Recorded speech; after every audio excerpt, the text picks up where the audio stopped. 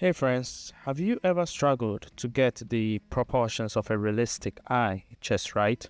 Today, I'm showing you how to use grids to make the process so much easier. So please stay tuned until the end because I will be sharing some key tips throughout that you won't want to miss. Let's get started. Right now, I am using the grid method. As you can see, I'm counting the number of squares from row 9 to column E. Based on the reference, this is where I'm going to start my drawing. Now, for my approach, I almost always start with the eyes. Different artists have their own ways of beginning a drawing, but for me, the eyes serve as a window to the entire image. If I don't draw the eyes first, I feel like I wouldn't have a solid foundation to know whether my drawing is going well. When it comes to realism, accuracy is key.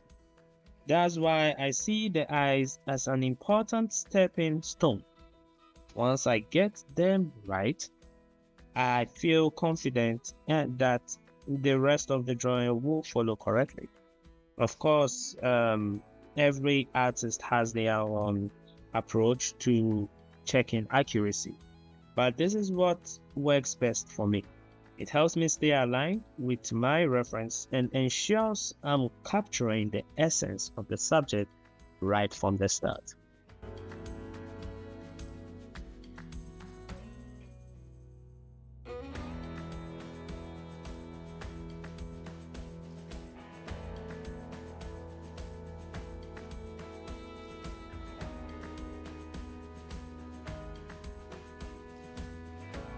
Okay, now, so see how I started with the pencil, right? Firstly, using the pencil, I try to gradually, slowly trace the similar proportions from the reference image. So I started from row 9 to column E, right? And then slowly draw the outline. Bear in mind that I emphasized slowly because whenever you are trying to make a realistic drawing, you need to take your time to do that. Even most importantly, when you are drawing the outline for accuracy. Yes, you use the grid, but it doesn't mean that you are totally free from mistakes. So yeah, patience is key when it comes to drawing realistically.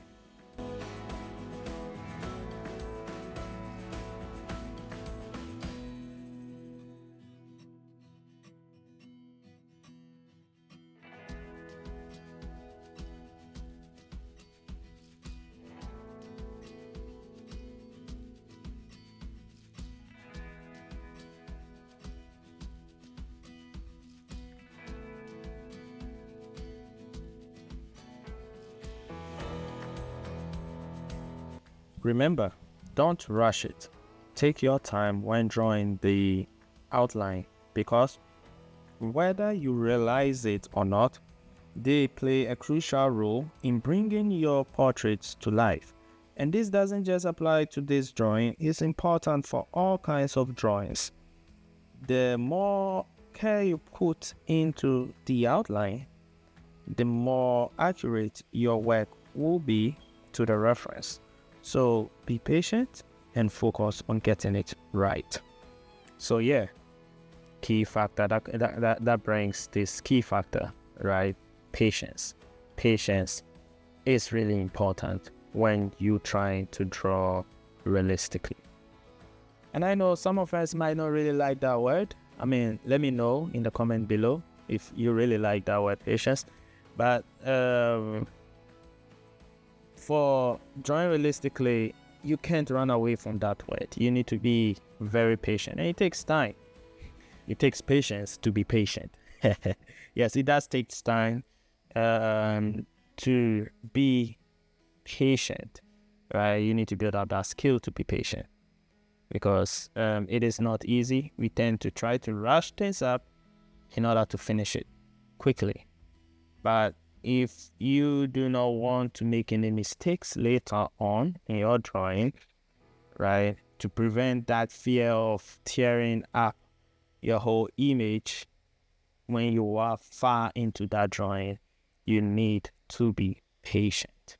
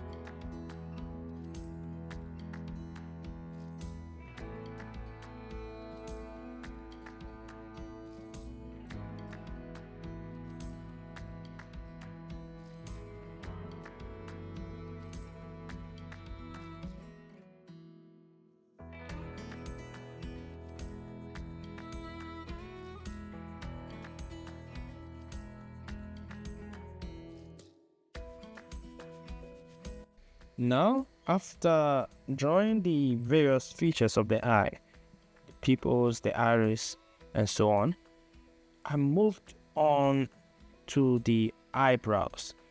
But once again, right, I stayed focused on the first part, specifically the first eye. I want to take my time and carefully refine that section, making sure to draw the outline as slowly and accurately as possible. Now, once I identified my reference point, row 9, column E, it became much easier. Having that starting point helped me count the columns between the eyes, making the transition to the second eye much smoother, as you can see in the video.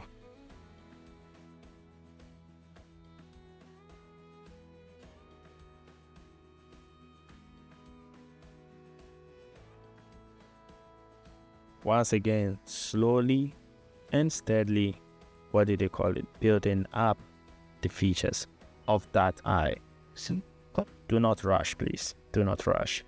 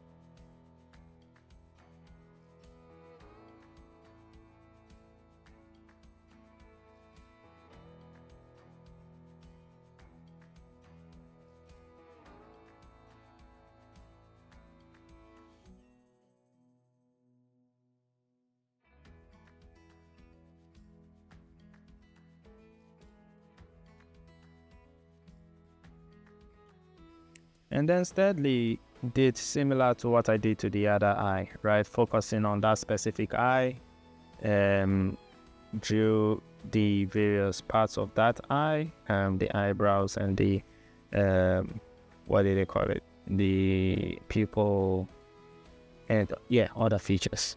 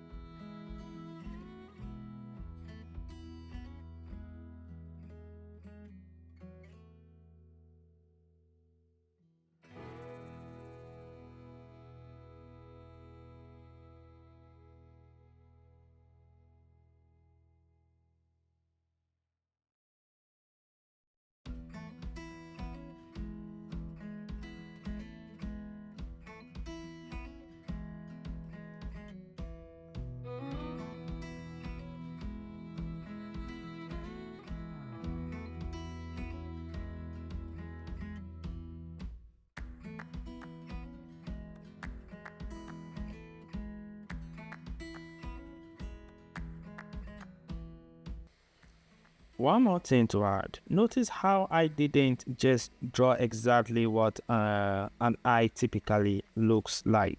I used the reference image, of course, but this isn't the standard eye that most beginner artists tends to draw, right?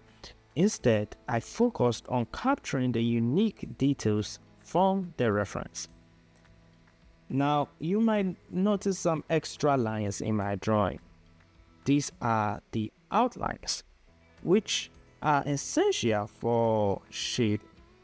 When creating highlights, you need a form of aid, and that's what I'm trying to do here. You see, I'm carefully replicating whatever I see in the reference image, and that's a key piece of advice I'd give to you as well. When starting your drawing, focus on laying down the foundation by drawing the labels, right, and the outlines exactly as you see them in the reference. But keep in mind that how you approach depends on the medium you are using. If you are using pencil or colored pencils, make sure your outlines are light enough so they don't overpower the shading later. If they are too dark, they will be difficult to blend in. Now, since I'm using pens, my outlines are more visible, but they will be covered as I shade. If you are working with graphite or colored pencils, I recommend making the outlines visible enough to guide you, but not so dark that they stand out in the final shading. You can also lightly erase them after shading the initial sketch. Not entirely, but just enough, right, to reduce your visibility so they don't interfere with your shading. So don't erase too literally. Don't take the word erase too literally, right? I mean, lightly reduce the visibility of the guidelines, right? Not remove your drawing altogether. This way, your pencil strokes won't be too prominent when shading, giving you a cleaner, more refined results.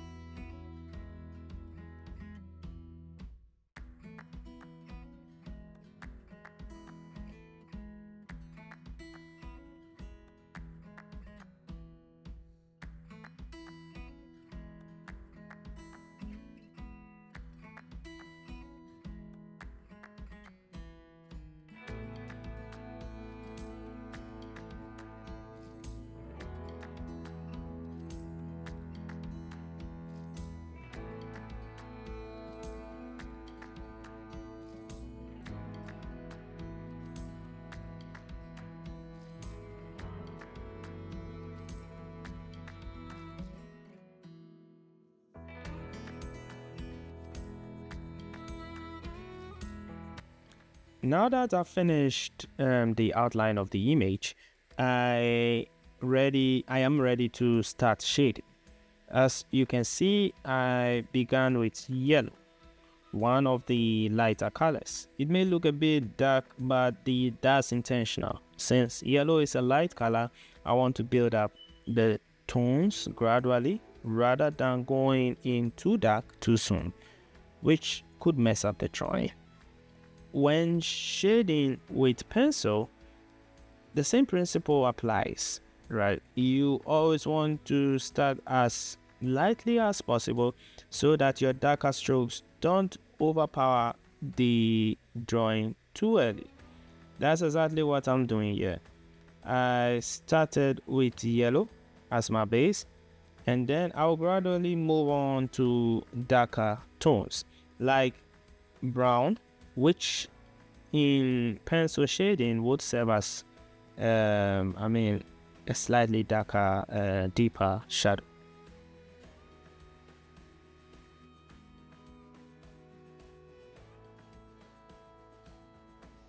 As you can see, the darker color I was talking about is brown.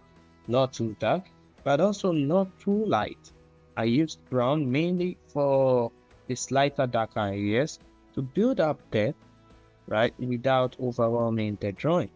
If you look closely at the shading, you'll notice that in certain areas the tones blend subtly, right, creating a more neutral transition between light and dark. This helps maintain balance and prevents harsh contrasts too early in the process.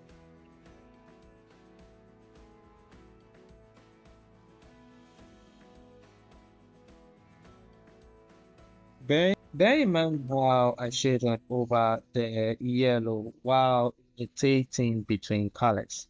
Once again, I'm keeping the tones as light as possible, especially in the eyes, so they don't get too dark too quickly. This allows me to control how the colors blend and develop. Now, when shading with pencils, the same rule applies. You always want to start with a very light base layer before gradually building up the depth. That's exactly what I'm doing here. Layering with different colors while carefully defining the lighter and darker areas.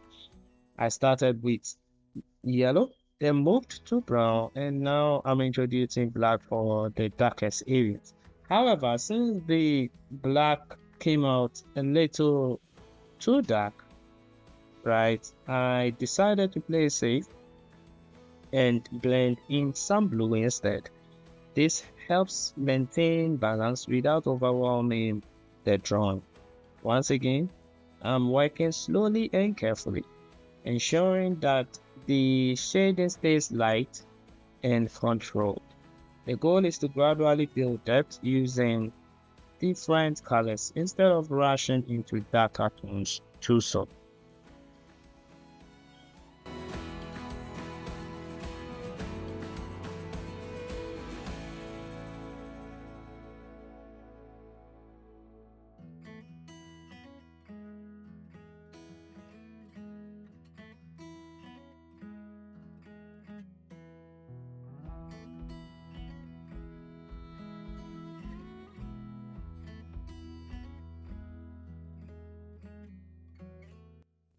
Now that I've laid the foundation with light blue, I moved on to black to darken it up a bit.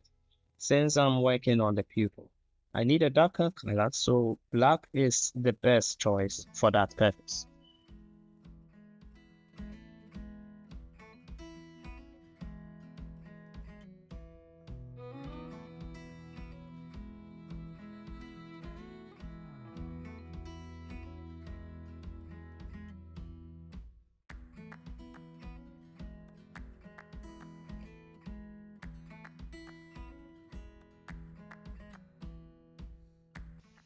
As usual, I'm rotating between colors to bring the eye to life.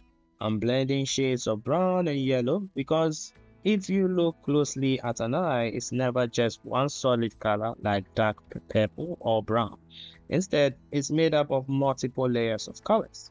And that's exactly what I'm trying to achieve by switching between different shades. Before I forget, right, here is an important tip. When drawing an eye, you need to really emphasize the highlights, where the light is hitting and reflecting. As you can see in the pupil, I noticed 3 white spots in the reference, so I made sure to leave them untouched. These highlights are important because they help make the eye look as realistic as possible. So when you are drawing eyes and see white spots or highlights in your reference, do not shade over them. Instead, carefully draw around them to keep them visible. As you improve your skills, you might be able to add subtle, lighter tones to blend them even more realistically. But if you are not comfortable doing that yet, I recommend simply leaving those eyes untouched so that the highlights pop naturally.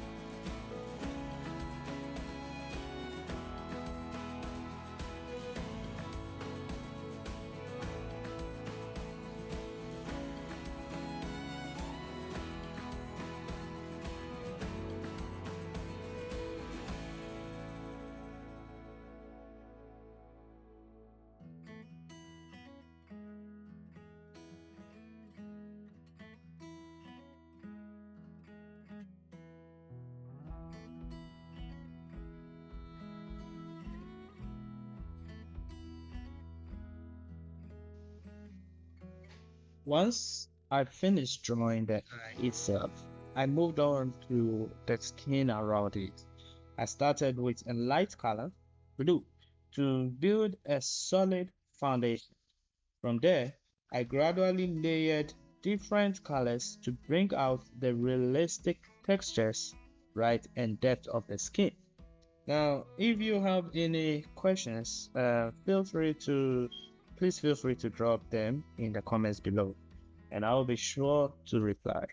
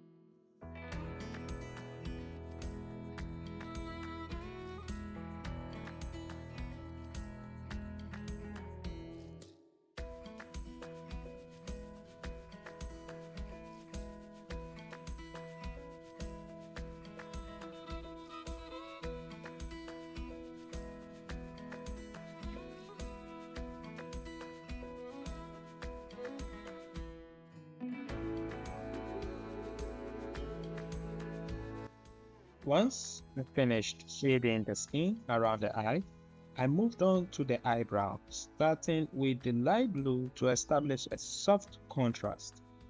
From there, I gradually built up layers using different colors.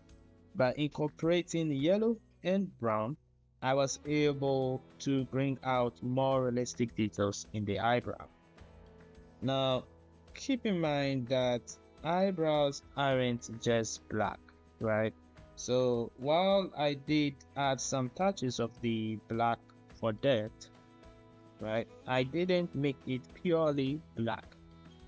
To achieve a more realistic look, it's important to blend various colors rather than relying on just one.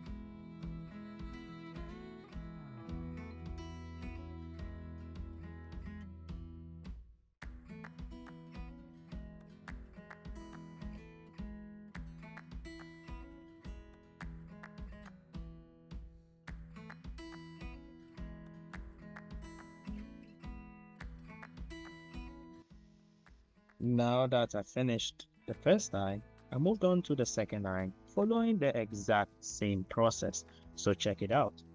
And once again, if you have any questions, feel free to drop them in the comments, right? Let's help each other improve and grow in our realistic drawing skills.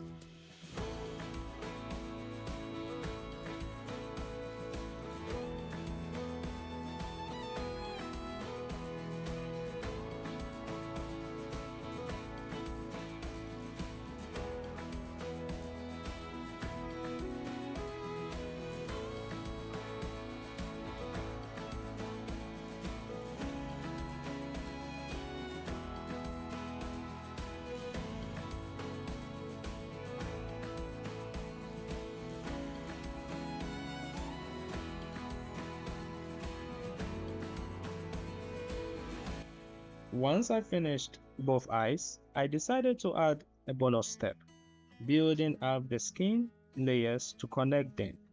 I started working on the nose area, right, following the same layering process as before, beginning with lighter colors and gradually deepening the tones.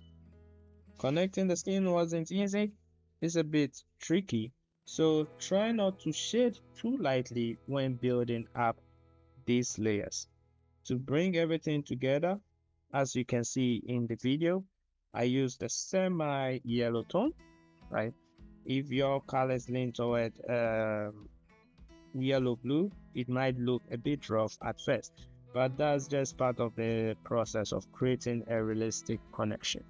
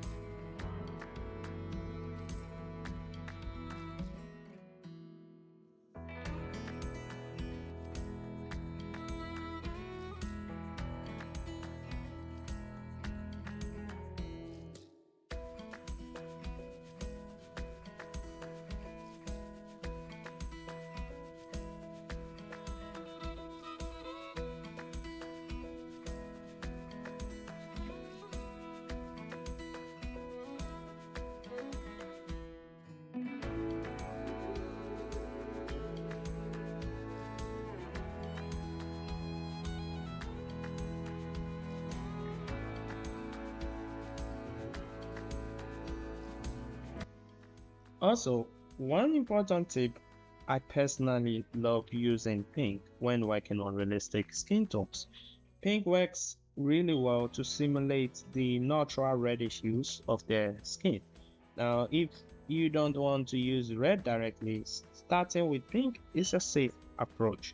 Then, if you feel like the skin needs more intensity, you can lightly add red to enhance the warmth and realism.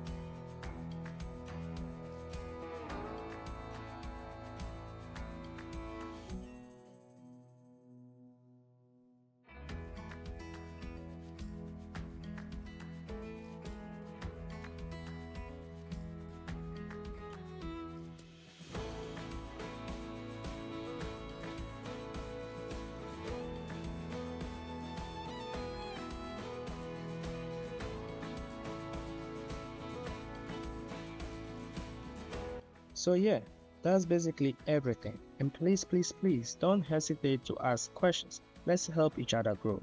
I'd really love and appreciate it if you drop any questions in the comments about this process. Also, don't forget to like, subscribe, and share to spread this knowledge with more artists.